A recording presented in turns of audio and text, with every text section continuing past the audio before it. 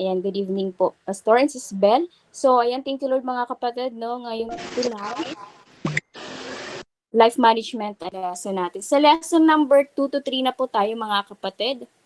Kung may mga manual po tayo, ayan, setting goals and establishing priorities na po tayo. So, review lang po tayo sa nakaraan. May naalala pa po ba tayo na nakaraan? So, thank you Lord. So, dito sabi dito, ang key verse po natin dito sa Ephesians chapter 5, verse 15 to 17. So, sabi nga po doon, live life then with a due sense of responsibility, not as men who do not know the meaning of life, but as those who do. So make the best use of your time despite the evil days. Don't be vague, but grasp what you know to be the will of God. So yun po yung sa JB Phillips version. So sinasabi dito po ng mga kapatid, sa letter ni Paul, no, kung maalala natin sa church ng Ephesus, hindi na ito circular letter. So ibig sabihin, hindi lang ito para sa church ng Ephesians that time dahil meron silang kinakaharap na problema, hindi. Kaya sinulat. Kumbaga yung letter niya sa church ng Ephesus na isang sulat kung saan na matatagpuan natin kung ano ba talaga ang church at kung ano ba talaga yung gifts ng Lord para sa church. So, ibig sabihin talaga pinaikot ito ni Paul no letter na ito sa simbahan na ganito dapat tayong mamuhay bilang mga Kristiyano. Kaya when we say setting goals, ayan mga kapatid, nasusundan po tayo sa manual. When we say setting goals and establishing priorities, dapat meron tayong mga lahat ng mga programs, mga projects, di ba, for the whole year. Katulad nung ginawa natin yung planning and meeting last January at kagabi sa meeting din natin sa pagbubukas ng ating bagong church building. So, we will use the best of our time. So, meron tayong sense of responsibility. Alam natin ang kahulugan ng buhay, kapahingan, at alam natin ang gagawin natin araw-araw. So, wala tayong sasayangin ng mga minuto. Gusto ng Lord na magamit natin na maayos ang oras na binigay niya sa atin. Kaya yun, number one, sabi dito, meron ditong what is the difference between purposes, goals, and achievements? So, letter A, ano ba yung purpose? So, sa Tagalog, layunin ito. So, number one, sabi dito, in an overarching sense, purpose is the reason a person was born. So, ito ang sagot sa tanong na bakit ba ako nabubuhay? Bakit ako humihinga? So, matatandaan natin sa life management, one lesson natin, na pag-aralan natin doon yung discovering your purpose, di ba? Because purpose gives meaning to life. So, yun ang dahilan kung bakit hanggang ngayon ay nandito pa tayo sa mundo, buhay pa tayo dahil gusto ng ating Panginoon na matupad ang kanyang purpose sa buhay natin. It's the reason for existing. So, halimbawa, ang purpose, bakit ba tayo bumibili ng upuan or chair? Diba? Kasi para upuan. Yun ang purpose niya. So, it is the race that we are to run. So, ito yung ating takbuhin. So, merong general purpose ang tao to give God glory. Ayun, sabi nga din doon, diba, sa Isaiah 43:7. Pero may specific purpose din naman ang bawat isa sa atin sa kingdom of God. Kumbaga, hindi lahat pastor, may prophet, may teacher, may evangelist, iba-iba ang calling, pero isang goal to give God glory. So, lahat tayo may kanya-kanyang takbuhin. Kapag nalaman mo ang purpose mo sa buhay, kumbaga titigil ka na sa pagko-compare ng buhay sa iba dahil alam mo na yung takbuhin mo eh. You know you are exactly where God wants you to be. At ito nga last week tinanong tayo, 'di ba, ni pastor kung alam na ba talaga natin yung purpose natin, ang dahilan kung bakit tayo nabubuhay, at alam ba natin para saan tayo nilikha. At ito nga, yung mga sagot natin na, ay hindi, nakaraan pa pala yun, kung natatandaan natin, di ba, may tinawag tayo isa-isa eh. Merong tinawag, maging encourager, di ba, maging comforter, magdala ng hope sa mga may sakit, di ba, meron din naman na, yun, tinawag, to share the word, to preach the gospel. Kaya ang kailangan natin gawin, mag-aral pa tayo at magpalalim pa, no? Palalimin pa natin yung kaalaman natin patungkol talaga sa Diyos. At meron din namang tinawag maging teacher, may tinawag sa youth ministry, di ba? At meron din tinawag sa pagluluto. And number 2, mga kapatid, in a more limited sense, a purpose is a general objective that a person sets before him or herself as a destination to be reached. So sabi dito, gaya ng sinabi nga natin, no, ang overarching sense, ang purpose doon sa number 1 natin, ito ang malaki, na ito talaga ang dahilan kung bakit ka talaga tinawag ng Diyos. So ibig sabihin, ang limited sense, may mga purpose din tayo sineset sa bawat area ng buhay natin. Halimbawa po, sa family po natin, ang purpose ko ay maging good parent, di ba? Sa work, ang purpose ko sa position na binigay ni Lord sa akin ay makatulong sa maraming tao para magkaroon din sila ng trabaho. So, ayun, sabi ni Billy Sunday dito, more men fail through lack of purpose than through lack of talent. So, ibig sabihin, ang mga tao, hindi naman talaga kulang sa talent. We actually have so many talents and abilities. The problem is, most people don't know their purpose talaga. Hindi nila alam kung bakit yung binigay sa kanila. Pero praise the Lord sa atin dahil alam na natin, gagamitin natin yan for the glory of God. So, letter B, a goal is a long or short-term target or proposal that you place in front of yourself as a specific step or a challenge toward accomplishing your ultimate limited purpose. So sabi po doon sa madaling salita, ang layunin po ng Diyos sa buhay natin or our limited purpose ay nangyayari lamang kapag magsaset tayo ng goals towards it. Kumbaga, kailangan natin gumawa ng hakbang. Halimbawa, ang purpose mo bilang nanay ay maging mabuting nanay, pero hindi mo talaga maaabot yon kung wala kang personal goals. So ano kailangan gawin? Sabi doon, syempre, kailangan matuto tayo. Mag-aral tayo paano magluto, maging organize ang bahay, maging maayos ang oras at iba pa. So ngayon nga, sa isang overarching sense naman, halimbawa pastor, yan si pastor, tinawag siya ni Lord para mag-preach ng word, para maging Bible teacher. Kung halimbawa gusto maging Bible preacher, best Bible teacher, kailangan may goals. Hindi sapat na alam ang calling, pero wala namang sinaset na short-term or long-term targets. So, anong gagawin? Siyempre, nandyan na rin yung mga pag-aaral natin. Kailangan natin mag-aral ng Bible, kailangan pa natin magpalalim, kailangan talaga natin mag-aral din ng, di ba, yung mga, kung saan ba tayo, dapat ma-improve pa yung mga English natin, mag-practice tayo ng tamang grammar para ma-develop yung skills para maging effective pastor at teacher. Ayun, thank you, Lord. Kapag nalaman natin yung purpose natin sa buhay, magsaset natin ng goals. Letter C, achievement naman. Sa letter C naman natin, achievement is the realization of a goal or purpose. So kapag nagawa mo na-achieve mo na yung first step, it is to finish, to carry out, to bring to an end, or to obtain the final result. So kapag naintindihan natin yung ibig sabihin, di ba, yung word na achievement, kapag, di ba, may isang goal ka, di ba, ang goal mo sa isang buhay, kapag nangyari yun, yung na-achieve mo yun, magsaset ka ulit ng another goal. Kumbaga, mas mataas pa doon.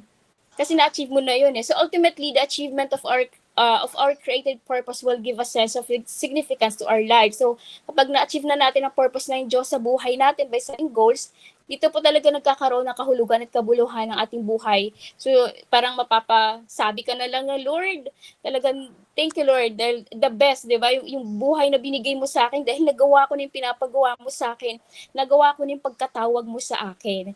Purpose kung para saan talaga tayo ginawa. Ayun. So number 2 po mga kapatid, what are some arguments or objections to the idea of setting goals? So kasi yung ibang Kristiyano ayaw mag-set ng goals or yung iba, di ba? Siguro merong mga maling paniniwala. So letter A, goal setting is not specifically referred to in the Bible. So, sabi, kasi hindi naman nakalagay sa Bible eh. Pangmundo naman yan eh. Kumbaga, hindi naman talaga ibig sabihin na hindi wala sa Bible. Hindi na tayo mag-goal setting. So, letter B naman, sabi dito, goal setting violates the principle of faith and believing God. So, para sa iba, I will just walk by faith na lang everyday, pero walang goal at target. So, walang goal at walang purpose. Yun yung mga mali nilang alam mo yung paniniwala. Sa letter C naman, goal setters are driven people, are no fun to be around. So siguro iniisip nila yung mga taong may mga goals and priority sa buhay, hindi siguro sila masaya kasama, di ba? Yun ang mga nasa iniisip na mga perspective nila na walang mga goals and priorities sa buhay, di ba? Sila siguro yung mga happy-go-lucky, di ba? We just go with the flow. Sila yung mga ganun eh. Kung ano na lang mangyari, sige, doon na lang. So yun, ang letter D, goal setting sets up for failure and the guilt that goes with it. Yun. And mga kapatid, Roman numeral number 3 po tayo. Why is it important to have goals? Letter A, sabi dito, having goals makes life meaningful, interesting, and exciting. At totoo naman po talaga itong mga kapatid, no? Nagkakaroon talaga ng kahulugan. Kasi nga, di ba, may tina-target tayo eh, na gusto mong mangyari. Interesting kasi ang bawat goal, kumbaga, hindi naman siya same talaga, pero makikita mo na paiba, paangat, di ba? Iba-iba, for example, na lang sa binigay na example dito ni Pastor, yung about naman sa food natin everyday, hindi naman natin goal lang ang mabusog, di ba? Kasi kung ganun lang ang goal natin, paulit-ulit na lang tayong kakain ng same ulam kasi yun lang talaga pinaka-goal mo. Pero hindi, di ba? Araw-araw nag-iisip din tayo ng iba't ibang ulam, putahe. So interesting yun, nagiging exciting. So ganun din sa church natin. Kapag isang Kristiyano or member, hindi alam yung kanyang purpose or goal, na basta na lang ako attend sa church, basta maging member na lang ako, Di ba kung napapansin natin ito mga kapatid, sabi nga, tinanong tayo last week, ano nangyayari sa member na yon? Stagnant, walang paglago, naiinip siya, nagiging boring ang buhay niya, hindi exciting. Kasi hindi niya alam yung purpose niya. Kasi hanggang attend lang siya talaga. So, ayun, kasi hindi nga niya alam wala siyang ginagawa para ma-achieve yung goal na yun. And letter B, sabi dito, goals are effective way to measure our effort. So, yung goal po, may kita mo kung tama ba yung binigay mong effort or kulang pa or kailangan mo pa mag-exert ng effort. So, malalaman mo, talagang ma-measure mo yun. Kasi kung walang goal, magiging stagnant kasi walang paglago. So, letter C po, goals give us targets towards which to aim our faith and our confession. So, ang maganda, kapag may goal po tayo mga kapatid, nalalaman mo kung ano dapat gawin. Diba? It gives us target. Malalaman mo kung saan, halimbawa na lang, sa basketball, alam mo kung saan mo i-shoot yung ball kasi alam mo kung saan yung ring. Alam mo kung saan ka aasinta, yung parang ganon. So, kasi alam mo na yun, nalalaman mo na ang dapat at hindi, nagiging mas malinaw kung saan nagbibigay tayo ng oras at focus. Letter D, goals help us to stay focused and motivated. So, makikita natin ngayon yung mga dapat lang natin gawin. At kapag may goal ka, na ma-motivate ka na, teka, kailangan ko gawin to, kailangan ko tapusin to, di ba? Kailangan ko talaga na maumpisahan na to. And letter E, goal setting forces us to stretch and move from mediocrity to excellence. So, ito, yun nga, siguro we are works in progress pa naman lahat. Siguro last year din, no, sa pagsiserve natin sa ating Panginoon, meron din tayong mga siguro guilty.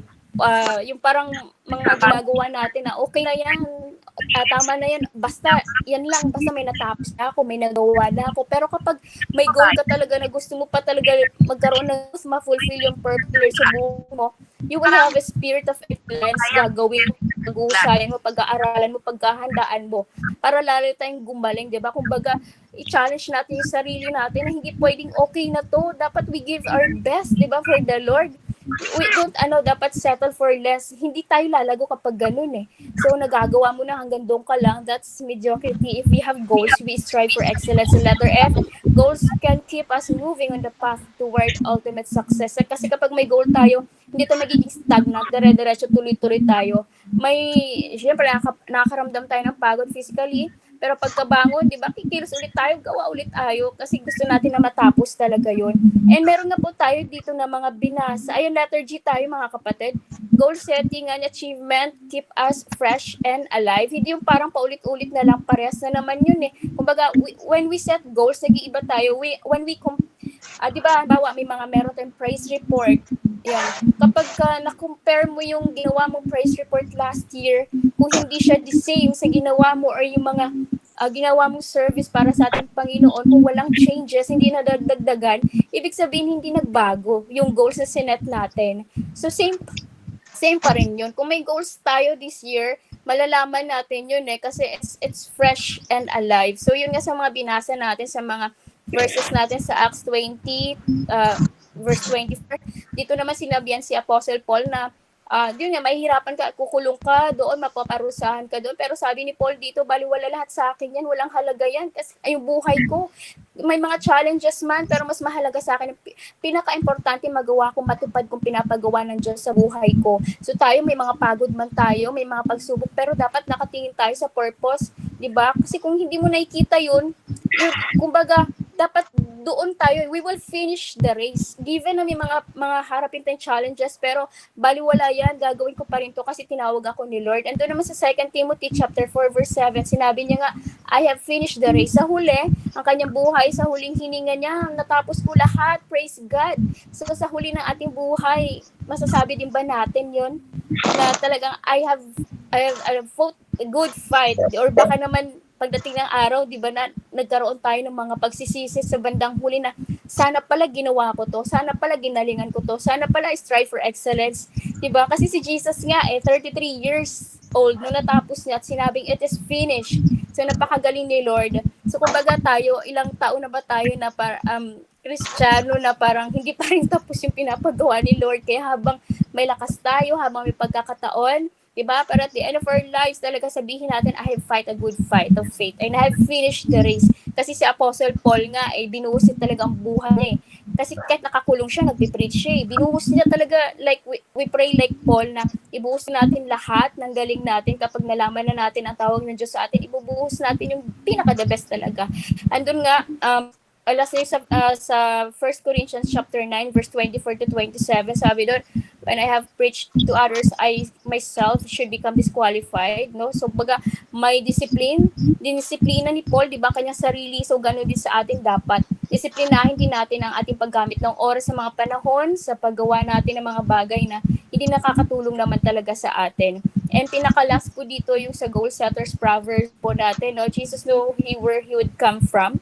So alam ni Jesus na dahilan ng kanyang pagpunta dito sa mundo, 'di ba? Kumbaga, galing siya sa langit and he was supposed to accomplish. So alam niya dahilan bakit siya bumaba dito sa mundo para bayaran ang kasalanan natin. So as a result, he was not distracted Kumbaga pumarito siya para gawin ang kalooban niya. Kung anong pinapagawa ng Diyos Ama, yun lang ang kanyang ginawa. So yun nga, hindi siya nakipag-compete sa mga matatalino, hindi siya nakipag-argue kasi hindi naman siya tinawag. So he was never in a hurry then. Hindi siya nagmadali, for he knew his Father would not give a task without that time to do. Sapagkat alam niya, Christ was not driven by crisis. Ayun sabi doon. At yun nga, ang pinaka-take away dito talaga last week, no, dito, ay nung nakaraan dito tayo nagtapos. At totoo po, kasi marami po talagang may sakit sa Israel that time, pero hindi na pressure si Lord na pagaling lahat yun. So sinabi ni Lord na it is finished. Marami pa po talaga na hindi nagutom sa pagtatapos ng buhay nating Panginoong Jesucristo po dito. Hindi naman nung sinabi niya it is finished sa krus, marami pa rin po yung may sakit, marami pa rin yung may ketong, marami pa rin ang gutom, pero hindi po kasi yun ang dahilan kung bakit bumaba si Jesucristo dito sa mundo. Bumaba siya dito para bayaran po kasalanan ng salibutan. Ayun po. At yun nga po, thank you Lord. Kasama na rin po doon ang pinaka-ultimate goal kasi ni Jesus is to pay for the penalty of our sins. So, Pastor, doon po tayo natapos po last week po. Thank you, Lord po. So, napakalinaw, no, nung goal setting natin. Ang ating Panginoon Jesucristo is the perfect example. Maraming pwedeng mabuting gawin, magandang gawin. Pero, tanongin natin yung sarili natin.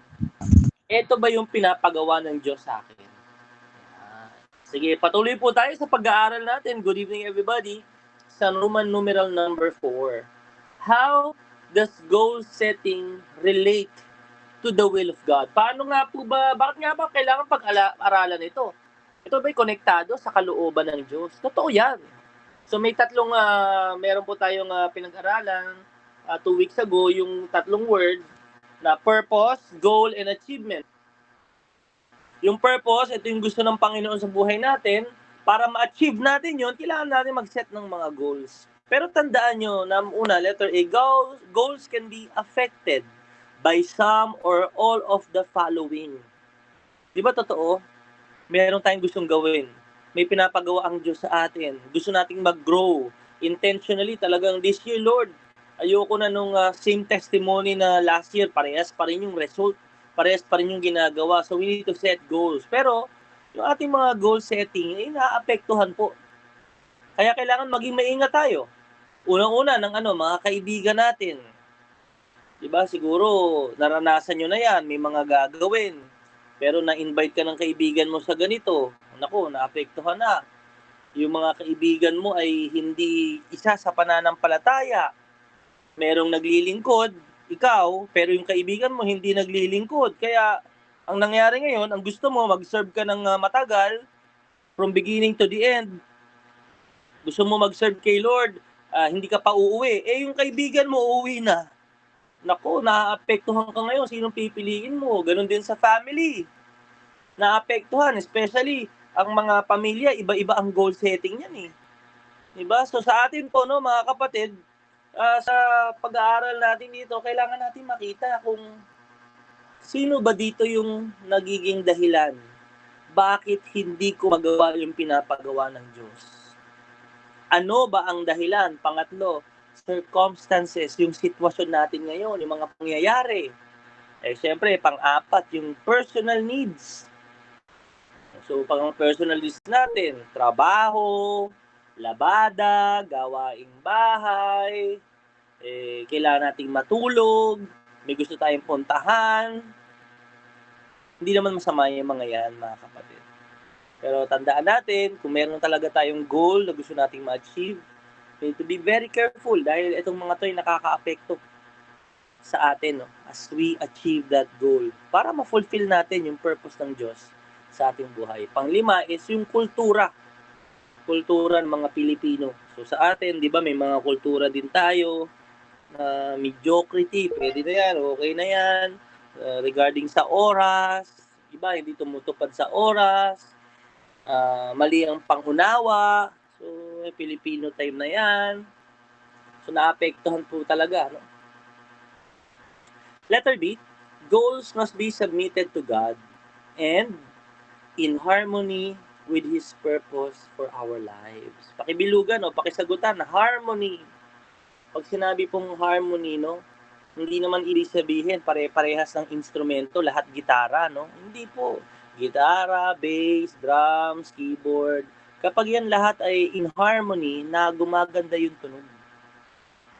So, hindi lang tayo dapat magpasakop sa Diyos, ipagpasakop din natin sa Panginoon yung mga gusto natin sa buhay na ma-achieve na mga goals. At the same time, itong mga goals na ito, teka, ito ba ay in line, in harmony, saan? Sa purpose ng Diyos sa aking buhay? Di ba nga, yun nga po, pinipili natin na pipiliin mo lang yung mga gagawin mo, pipiliin mo lang yung mga grupong sasamahan mo, pipiliin mo lang yung mga priorities mo. Kasi kung hindi naman na ayon sa purpose ng Diyos sa buhay mo, ano pang sense? Bakit mo siya ginagawa? Letter C, goal setting before the Lord is more goal discernment. Ano pong ibig sabihin nito? Goal setting before the Lord is more goal discernment. Ang ibig sabihin nito, mga kapatid, kapag ipinasako po natin ang ating mga goals, mga gustong marating, mga gusto nating ma-achieve, long term man yan o short term, pag ito yung isinuko natin sa Diyos, ngayon alam nyo, ang nagiging natin ngayon, bunga nito sa ating buhay is nagkakaroon dapat ng discernment. Yung nalalaman mo yung isang bagay na hindi mo dapat gawin at bagay na dapat mong gawin. Kasi nagkakaroon ka ng discernment naku, mali ito. Kasi why?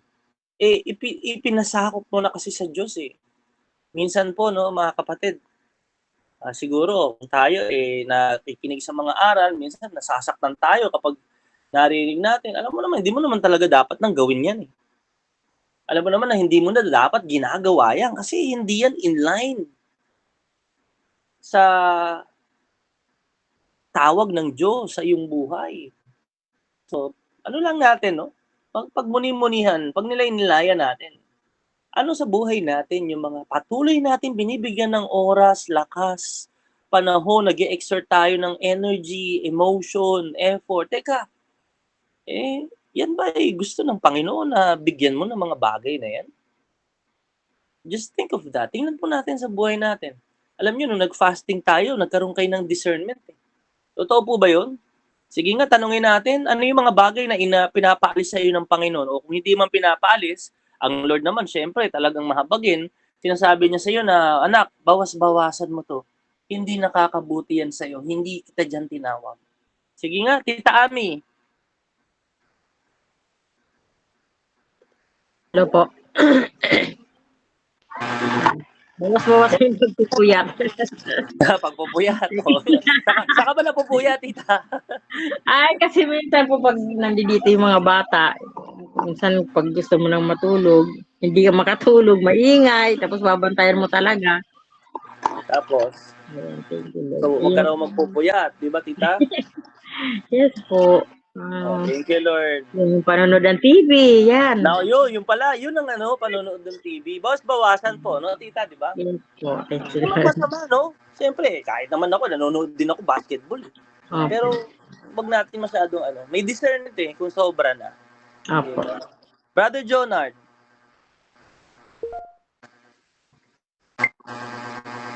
Jay? Diyan ka, Jay? Hello, yan po. Yeah. Sa akin, Pastor, yung pag sa cellphone na bawas-bawasan. Praise God. Saan ka ba na ano sa cellphone? Social media? Browsing?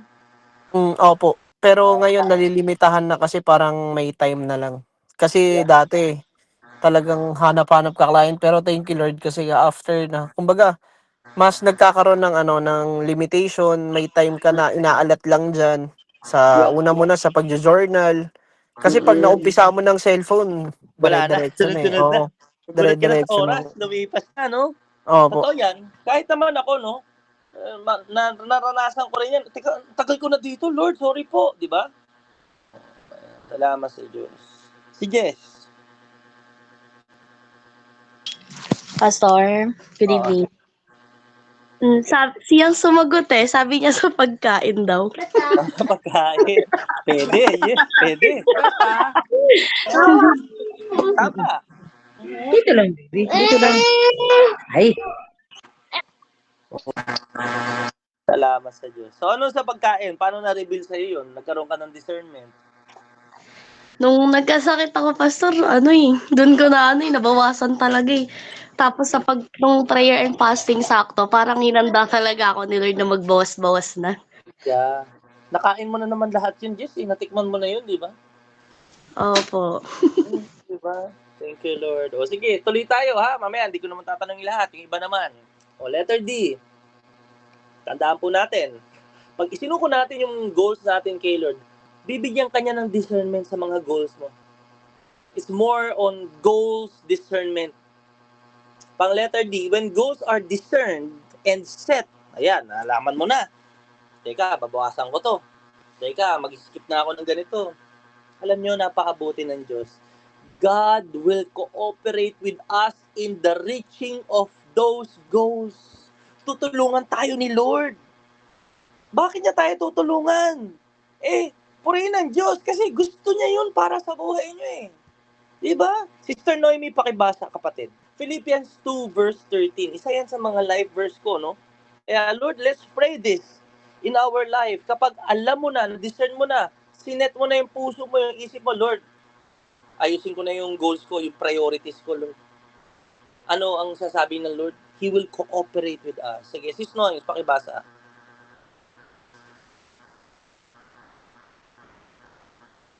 Ano po? Sorry. Philippians 2 verse 13. 13. 1. 1:3. Ayan, thank you, Lord. Sabi dito, sapagkat ang Diyos ang kumikilos sa inyo upang inyong naisin at isagawa ang kanyang kalooban. Oo, kumikilos si Lord sa atin para i-design natin yung isabuhay natin, yung kanyang kalooban. At sabi niya, para maisagawa mo yon, bibigyan ka rin ng Diyos ng lakas. He will give you the desire and the power to do His will. Diba? Kaya Lord, ang goal ko, God, gusto ko pong mas mapalalim ang aking relasyon sa iyo. Gusto ko po na mas makilala ka pa, maging strong ako sa foundation ko bilang isang Kristiyano, bilang isang leader. O, diba? O Lord, magjo-journal ako. Hindi lang 3 beses, 4 na beses. Tutulungan ka ni Lord. Papaalala niya sa'yo, anak, mag-journal ka muna. Anak, dagdagan mo yan. Diba? Naranasan niyo po ba yon? Yan ang Panginoon natin eh. Letter E. Goals can actually become statements of faith. Ayan na. Kapag naset mo na yan, nalaman mo na yung dapat mong gawin at di mo dapat gawin, nagiging statements of faith yan regarding what we believe to be God's will for our lives. Ito yung gusto ng Diyos sa buhay ko. Ito yung mga pinapagawa ng Diyos sa buhay ko. So naniniwala ka na, ina-apply mo na siya sa buhay mo, yun na yung iyong nagiging principle na nabubuhay ka na ayon sa tawag ng Diyos. And last, kapag meron ka ng statement of faith, can become our faith confession as we walk out our destiny. So lagi mo na siyang ginagawa kasi yun na yung pinapaniwalaan mo, yun na yung pinasabi mo, yun na yung lagi mong kinakwento. Diba? May kilala kayong ganyan eh. Pakinggan natin to. Example, ang goal niya, hindi spiritual, physical, ang goal niya maging healthy ngayong taon. Anong niya, inisip niya, kailangan ko sumali sa mga fun run, mag-walk, mag-diet, magbilang ng calories, Subukan mong kausapin yung tao na yan. Anong mga kukwento niya sa'yo? Yung mga diet niya, yung mga masusustansyang pagkain, di ba? Yung mga tito, tita, di ba? Pag kinakausap mo, ano yung mga nagiging statement of faith nila? Kung ano na yung mga sakit ng likod nila, ano yung magandang pang-alis ng rayuma, di ba? Ano yung mga katingko, di ba? Dito ka bumili, alam nila yun eh. Kasi yun na yung nagiging ano nila eh, confession, yung nagiging walk nila sa kanilang buhay. Ganun din sa Kristyanismo, mga kapatid.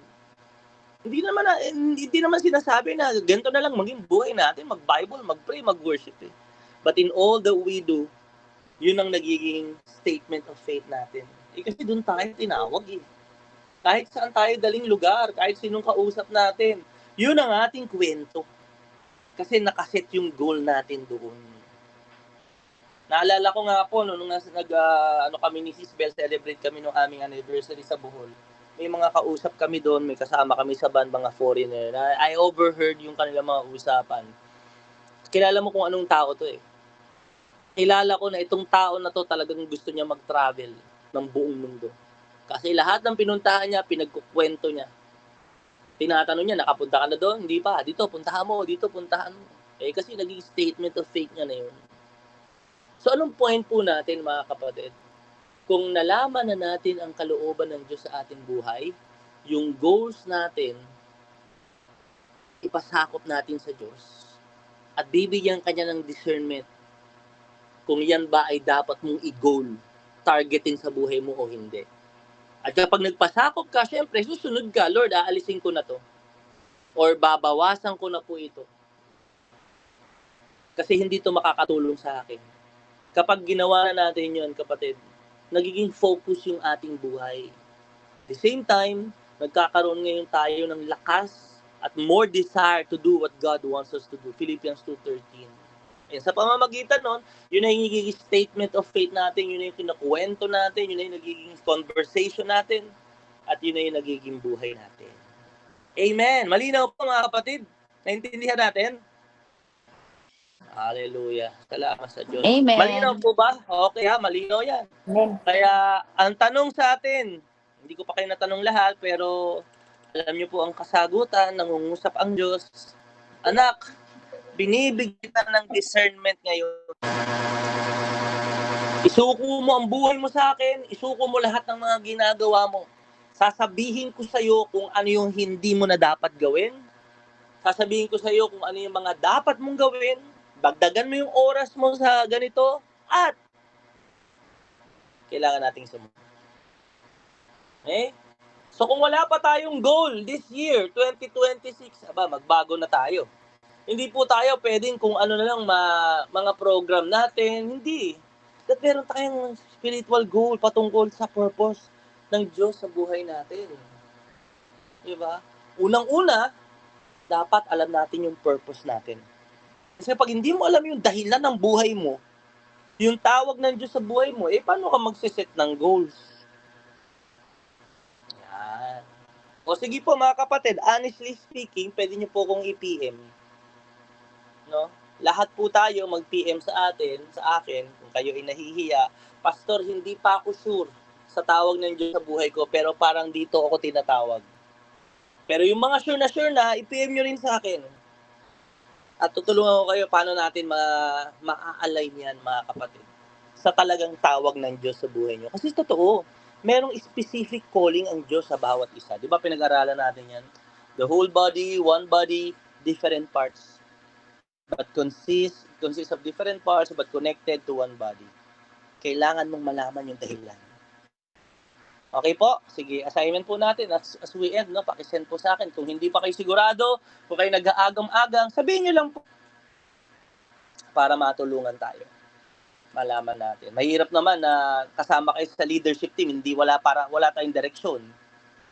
Importante may direksyon. Malaman mo kung anong hugis ka. Anong shape ka. Anong shape na ba tayo ngayon? Dati ano lang tayo, triangle Anong shape natin ngayon? Salamat sa ating Diyos. Sige. Number 5. What are some characteristics of a good goal? Ayan. So, alam mo na yung purpose mo, magsiset ako ng goal ngayong year. May notebook na kayo, may ballpen kayo, may devotion kayo. Ano yung goal ninyo? For goals to be effective in our lives, they should have the following characteristics. Okay? So, paano tayo magsisimula? Kailangan, letter A, goals should be what? Specific. Specific dapat ang goal natin. Hindi pwede pong in general. No? Kailangan tiyak, sigurado. Merong certainty. Ang goal ko this year, ayan.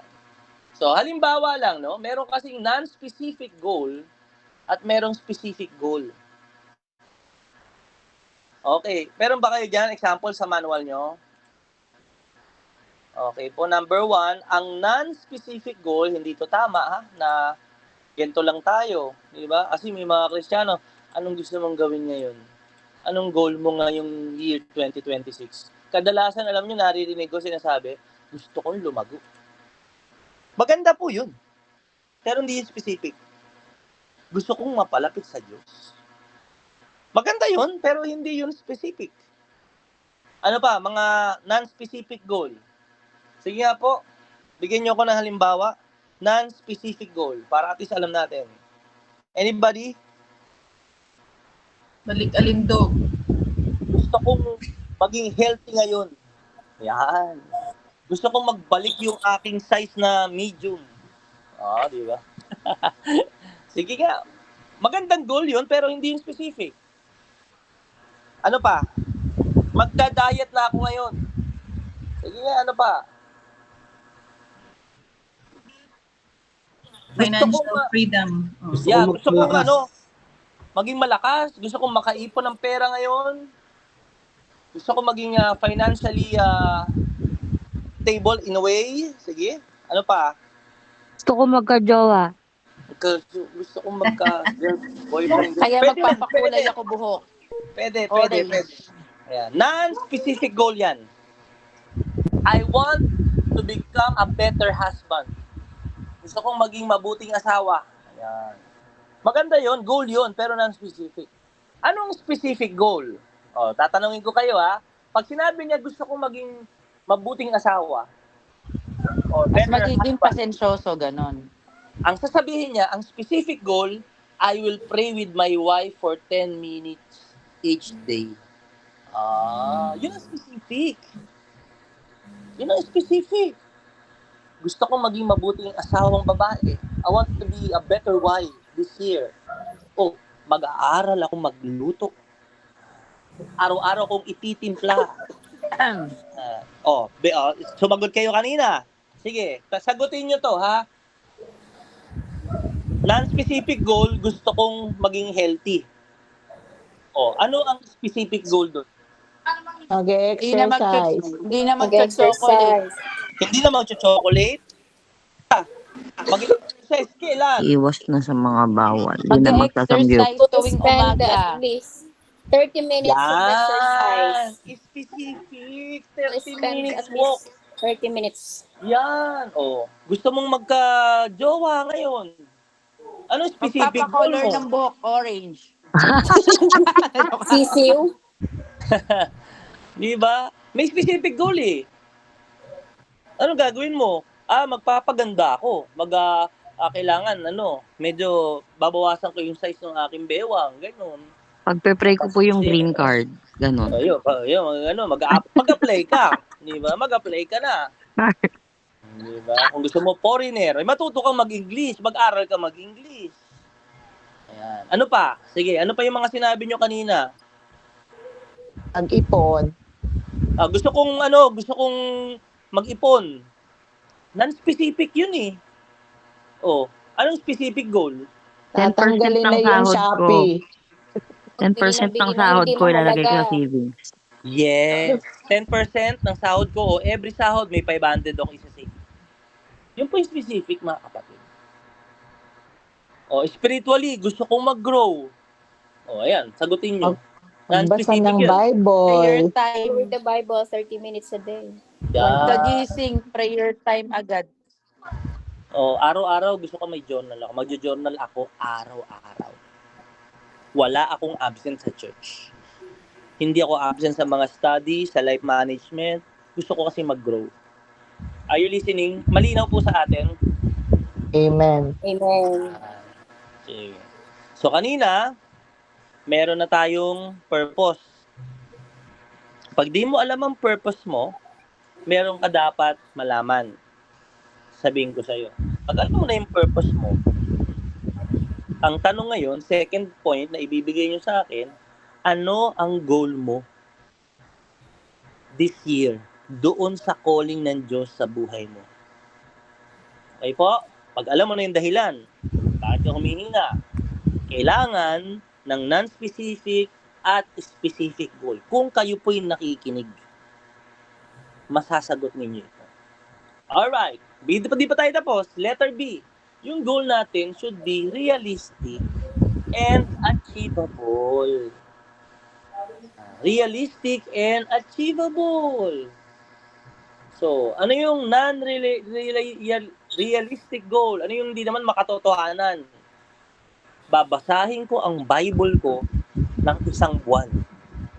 Tatapusin ko ang Bible sa loob ng isang buwan. Realistic ba yun? Hindi mo kaya yun. Mahirap yun.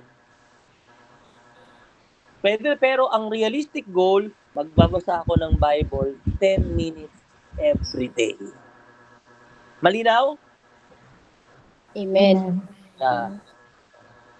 Ang realistic goal, maglulus ako ng mga 20 kilos ng isang linggo. Naku, mahirap yun. Delikado. Hindi yun realistic. Ang realistic goal, magbabawas ako ng kanin ng 1 cup araw-araw. Are you listening? Yes. Amen. Yeah. Importante. Goals should be specific, realistic, and achievable. Sunod, pangatlo, goals should be measurable. Measurable. Pag sinabing measurable, it involves time, naka-time frame.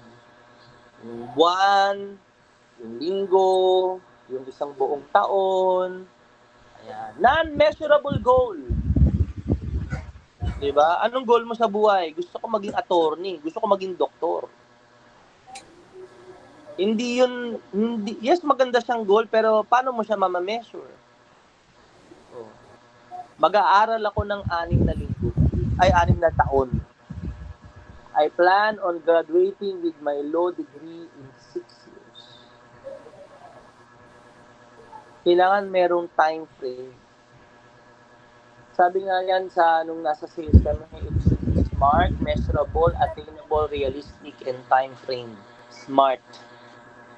Ano yun? Specific, measurable, attainable, realistic, Achievable, time realistic frame. time. Achievable, yeah. Ano letter A? Achievable, realistic, and time frame.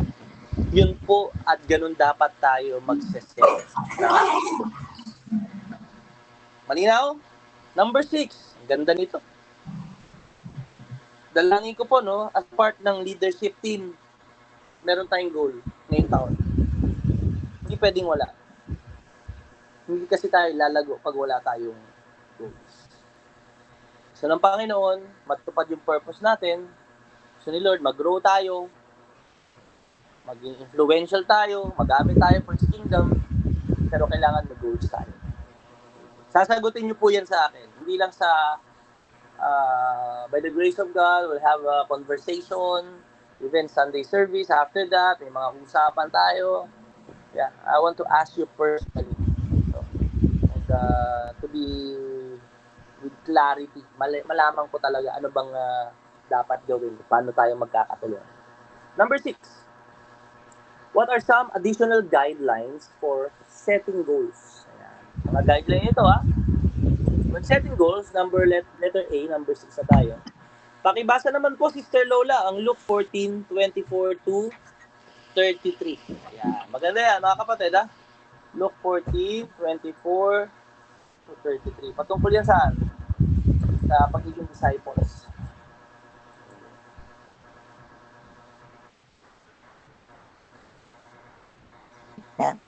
Luke 14, Mm-hmm. Luke 14 verse 24 to 33. Sabi po dito, tinitiyak ko sa inyo, wala ni isa sa mga una kong inimbitahan ang makakatikim ng handa ko. Ay. At ang pagsunod sa Panginoon, maraming tao ang sumama kay Jesus sa paglalakbay niya. Lumingon siya sa kanila at sinabi, ang sino mang nais sumunod sa akin, ngunit mas mahalaga sa kanya ang kanyang ama at ina, asawa at mga anak, mga kapatid, at maging ang kanyang buhay ay hindi maaring maging alagad ko. Aray, nako. Ang sino mang ayaw sumunod sa akin dahil natatakot siyang mamatay para sa akin ay hindi maaring maging alagad ko. Yan. Pause muna tayo, sis. Amen. Pero yun mo sa dami ng mga tao, di ba kasi siyempre nagpakain siya, ang daming gumaling, talagang ang dami niyang followers eh. Pero hindi lahat disciple. Tama? Ang daming mga tao. Sabi dito sa Tagalog, lubhang napakaraming mga tao. Alam mo ginawa ni Lord? Huminto siya, hinarap niya yung mga tao na yun. Talaga ha? You follow me? Pero hindi ako magiging una sa buhay mo. You cannot be my disciple. Sige. So tuloy, meron siyang ginamit na na halimbawa. Sige. Verse 28. Verse 28, ang sino mang gustong sumunod sa akin ay katulad ng isang tao na nagbabalak magtayo ng isang tore. Tore. Okay. Tore. Una, iisipin niya muna kung magkano ang magagastos niya sa pagpapatayo at kung may sapat siyang perang gagastusin hanggang sa matapos ito. Mm-hmm. Sapagkat kung hindi niya ito gagawin, baka hanggang pundasyon lang ang maipagawa niya at hindi na matapos. Kaya pagtatawanan siya ng mga nakakita nito. Sasabihin nila, nagpatayo ng tore ang taong ito, pero hindi na kayang ipatapos. 31. Katulad din ng isang hari na gustong makipagdigma sa kanyang kapwa-hari. Dapat isipin muna niya kung makakayanan ng 10,000 sundalo niya ang 20,000 sundalo ng kanyang kaaway. At kung sa palagay niya hindi niya kaya, magpapadala na lang siya ng mga kinatawan para makipagkasundo bago dumating ang kanyang kaaway. Gayon din naman, kung hindi ninyo magawang talikuran ang lahat ng nasa inyo, ay hindi kayo maaaring maging alagad ko. Amen. So meron siyang dalawang halimbawa na ginamit na sis. Ano yun? Yung una, Yung magtatayo ng tore. Isa, makikipagdigma na hari. So sa pagtatayo ng tore, sa ating binasa, kayo po yung nakikinig, sa pakikidigma, meron sinasabi si Jesus. Kailangan mong Isip. It's like following the Lord. Mag-isip, okay, malapit na. Plano. Ano pa? Magplano, yes. Ano pa? Sa pagpaplano, meron nang sinasabi dyan eh. Ano bang ginagawa pag magtatayo ka ng tore? Bukod sa Budget. pagpaplano. Ano po? Budget. Bilang budget, ano pa? Isa pa. Malapit na yung budget eh. Although tama rin naman yun. Calculate. Yung pagkakalkula. Pagtutuos. Tayo ba yung word? Pagtutuos? Pagko-compute? Pagkwenta. Pagkwenta. Exactly. Salamat po. No? Sa pagsiset natin ng goals, kailangan matuto tayo na unang-una, no? Gaya nung sinabi ng Panginoon, yung tatayo ng tore. Aba, siyempre, kung gaano kataas yung tore, ibig sabihin, kukomputin mo kung ilang floors yun. Tama po? Kung ilang mga bato ang gagamitin mo, ilang simento, at the same time, yung hukay gaano kalalim. Magbibilang muna nung halaga. Para Para matapos niya. Hindi kasi, yun yung goal setting eh. As we follow the Lord Jesus, yung isa sa mga principle nito mga kapatid, pag-isipan natin, teka, paano ako lalago ngayong taon? Nagka-calculate ka, nagtatrabaho ako, nagawa ko sa gawaing bahay, nagsaserve ako, busy ako masyado. So, kina-calculate mo yung time mo, yung energy mo. So yun yung pinaka-point natin, number 1. We need to calculate the amount of time. Pangalawa, energy and effort that is needed to accomplish the whole task. Gaya nun, yung makikipaglaban, di ba? Teka, computein mo muna yung makikipaglaban. Mamamatay lang kayo dyan. Baliwala yan. Sa simula lang yan. Kaya nga po yung pag-set ng goal, kailangan smart, specific, measurable, yan, kino-compute natin, attainable, realistic, and time-frame. Kino-compute natin yung oras. Ilang oras ang ibibigay mo? Gaya nga, sabi ni Brother JB, may oras na sa pag-social media, may oras lang ako sa panonood, may oras lang sa panonood ng TV, may oras ako sa Bible. Merong isang kapatid natin, tinatanong ko siya, nakapag-journal ka ba? Ganyan, ganyan. Ang ginawa ko, tinanong ko, kinompute ko, gaano ka katagal maglaro? May pastor, naabot ako 3 oras. Okay. O dahil may 3 oras ka, unti-unti. 1 oras, ilagay mo sa journaling mo, sa devotion mo kay Lord. Huwag kang maglalaro hanggat hindi ka nakakapag-journal ng 1 oras. Kakanta ka, kahit matagal, basta 1 oras. And then after that, maglaro ka na. So, ibig sabihin, kailangan makalculate natin yung time. Energy. Diba, meron pa ba tayong lakas? Magagawa pa ba natin ito? Yung effort, baka sobra na nating busy sa ibang mga bagay na importante rin naman. So, ganun po, no, mga kapatid. Hindi lang tayo basta nagsiset ng goals. Kailangan kinakalculated natin. Kasi kapag nagset ng goals, tapos di natin ma-achieve, anong mararanasan natin? Ito na naman ako, mafo-frustrate na. Kaya yung dati na sipag gumawa ng New Year resolution, sige, ngayong New Year, meron pa ba siyang New Year resolution? Ayaw niya na. Kasi alam niya, puro lang umpisa. Diba? Pagdating ng February, ay wala na, tumigil na. Computed po yan, mga kapatid. Unti-unti. Naintindihan po natin, mga kapatid, no? Salamat sa Diyos. Hopefully, malinaw nating nauunawahan ng mga bagay na to. Paano natin to ma-apply sa ating mga buhay? Pangalawa, siyempre, may goal tayong gustong i-achieve. You need to anticipate distractions. Distractions. Alam nyo na yan kung ano yung mga nagiging distraction nyo. Yung mga hindrances.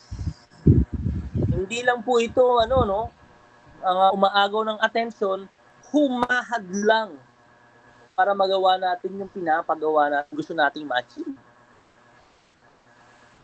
Anticipate mo din, abangan mo din, i-expect mo na, maghanda ka, na merong mga obstacles, may mga haharapin kang mga challenges that will most likely be in your path. Sige nga, ano ba yung mga pwedeng distraction sa pag-achieve natin ng ating goals in spiritual life, in the purposes of God? Andiyan ang social media, andiyan ang friends, andiyan ang mga gawain na sobrang exciting, di ba?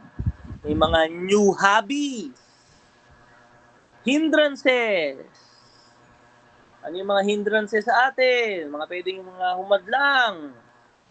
Ayan, sakit, di ba? Ano pa? Yung katamaran. Ako, ganyan. Obstacle. Siyempre, hindi ang kaaway natin si Satanas. Gagamit siya ng mga tao na para hadlangan tayo, para tayo pahirapan.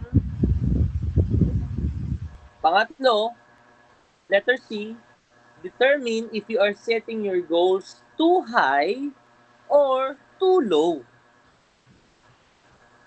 Sige nga po, kung tayo po ay 2 taon na nagjo-journal ng 3 beses sa isang linggo, pakinggan nyo.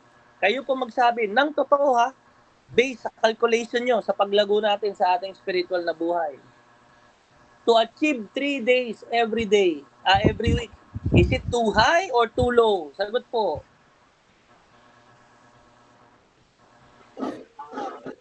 Ako low. Too low. Tulo. Average. Yeah. Tiruin mo, wala pa sa kalahati yun.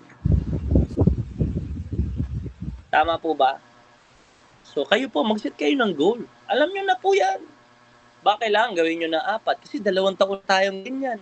Kung 2 taon na tayong ganyan at ang journal natin 1, 2 kada linggo, hindi tayo lumalago. Tandaan po natin, stagnation is dangerous. It is a silent indication that something is dying. Pag wala ng paglago, nagsisimula ng mamatay ang kanyang spiritual na buhay. That is too low for us. Especially if we are handling people. Pag may mga tao na idinadagdag ang Lord sa atin, isipin nyo, yung mga members natin, your members in the ministry, lumalago din sila. Tama ba? Nakakahiya, no? Yung nagjo-journal sila, tapos tayo mga leaders, ay hindi. Hala! Hindi ba nila alam, pero alam ng Diyos. Set natin ng maayos yung goals natin. Pero nakakapag-social media tayo, nakakapag-browse tayo, alam natin yung mga bali-balita, marunong tayo mag-Netflix, nag-YouTube. So, tingnan po natin, mga kapatid, tayo ay magkaroon ng pagbabago. Letter D, determine the practical steps. Yan. Ano yung mga practical steps? Life application, ano kailangan kong gawin? Kailangan ko magbigay ng mas marami pang oras. Kailangan ko bawasan ng social media. At dito na ako, punta na ako sa Bible ko. Kailangan kong bawasan ng aking panunood. Dito na ako sa Bible ko. Kailangan ko lang mas bawasan ng konti yung mga ginagawa kong hindi naman talaga ganun importante. Practical that must be taken toward the realization of your goal. Okay? Letter E, make sure you spend time on your knees. Yan. As you prepare your goals. Mananalangin. Pag-pray natin itong mga goal na to. Philippians 2:13, Lord, give us the will, the power, and desire to do your will. Lord, gusto ko pong mag-grow eh. Pero Lord, kailangan ko itong gawin. Help me, Holy Spirit. Bigyan nyo rin po ako ng desire. Yung pagnanais, galing din kay Lord yan, di ba? Siya nagbibigay niyan eh, na magnais ka na mag-devotion, mag-aral, umattend, lumago, magturo. Si Lord din po nagbibigay niyan. Hingin natin sa Diyos. Letter F, align yourself with people who are motivated the same way that you are. Ayan, praise the Lord kasi nandito na tayo sa mga tao na yun. At hindi lang yun, hindi ka lang motivate, ay talagang i-held ka accountable, responsible. May nag-check sa'yo. Kasi pag walang nag-check sa atin, sometimes parang on our own, kailangan pa natin ng discipline. Yung nag-check, accountability, outer discipline. Kasi yung inner discipline, hindi pa ganun kalakas. No? Kailangan pa sinecheck. O, kamusta? Nakapag-ento ka ba? Devotion ka ba? Yun. Letter G, make a covenant with yourself that you will not let setbacks throw you into a state of discouragement. Kung madapa ka man, mangako ka sa sarili mo na babangon kang muli. Amen? Di ba? Kung nangako ka na, Amen. Lord, magiging healthy na ako, Lord. In Jesus' name. Kumain ka ng mga matataba at matatamis. Ay, mag-give up ka na ba? Hindi, Lord, bukas, gagawin ko na uli. Huwag kang ma-discourage, kapatid. His mercies are new every morning. Yan ang pinangawakan ko. Even in our life, we failed in life. Pagkakataon na nag-fail kami sa pag-set ng goals. Babangon ka, Lord, this is a new mercy. Diba, kahapon, nasagad yung mercy mo, but Lord, thank you, ginising mo ako. Binigyan mo na naman ako ng pagkakataon. Magawa yung pinapagawa mo. Letter H sa inyong mga notebook, write your goals and use them as prayer points before the Lord. Kaya hindi nyo lang papasa sa akin, magbibigay kayo ng specific, non-specific, at the same time, sulat nyo po yan sa mga notebook nyo. Araw, Lord, tulungan nyo po, bigyan nyo po ako ng desire. Okay? Letter I, finally, when specific goals are not reached, set new ones. Pag sobrang high goals, set new ones immediately based on what you learn in the process. Sabi ko, magjo-journal na ako araw-araw. Hindi mo nagawa araw-araw. 3 beses lang. O, teka, gagawin ko muna 4 na beses lang muna. Gagawin ko maging consistent. Yan. O sabi ko, araw-araw, ang tao kay Lord. Mag-worship ako, mga 5 kanta. Naka-1 kanta ka lang. O, di, gawin mo lang 1, 2 kanta araw-araw. Amen po ba? Naintindihan niyo mga kapatid? Amen. Kayo po nakakaalam. Kayo nakakaalam.